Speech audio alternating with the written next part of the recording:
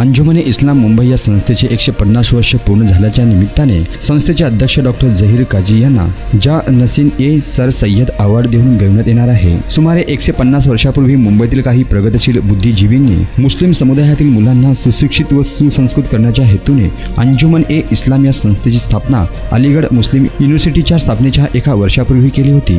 मुंबई उच्च न्यायालयातील पहिले भारतीय बॅरिस्टर बदरुद्दीन तय्यबजी, भारतीय राष्ट्रीय काँग्रेसचे तिसरे अध्यक्ष कमरुद्दीन तय्यबजी, ॲडव्होकेट नाकुश मोहम्मद अली रोघे, उद्योगपती व सामाजिक कार्यकर्ते गुलाम मोहम्मद मुंगी यांच्या अथक परिश्रमातून कालीन बॉम्बे प्रांतामध्ये उमरखाडीजवळ एका छोट्याशा जागेमध्ये अंजुमन ए इस्लामची स्थापना करण्यात आली। डॉक्टर काजी यांना अनेक अवॉर्ड देऊन सन्मानित करण्यात आला असून त्यांनी जपानमध्ये आयोजित युवा सद्भावना मिशनमध्ये भारताचे प्रतिनिधित्व केले आहे। त्यांनी केलेल्या अमूल्य कार्याची दखल घेऊन त्यांना माजी मुख्यमंत्री व राष्ट्रवादी काँग्रेसचे राष्ट्रीय अध्यक्ष शरदचंद्रजी पवार यांच्या शुभ हस्ते माजी मुख्यमंत्री व सुशीलकुमार शिंदे यांच्या अध्यक्षतेखाली गौरव समितीच्या वतीने नशीन ए सर सय्यद अवॉर्ड देऊन शनिवार दिनांक 20 जानेवारी 2024 रोजी सकाळी 10:30 वाजता हिराचंद नेमचंद वाचनालय एम्फी थिएटर येथे गौरवण्यात येणार आहे।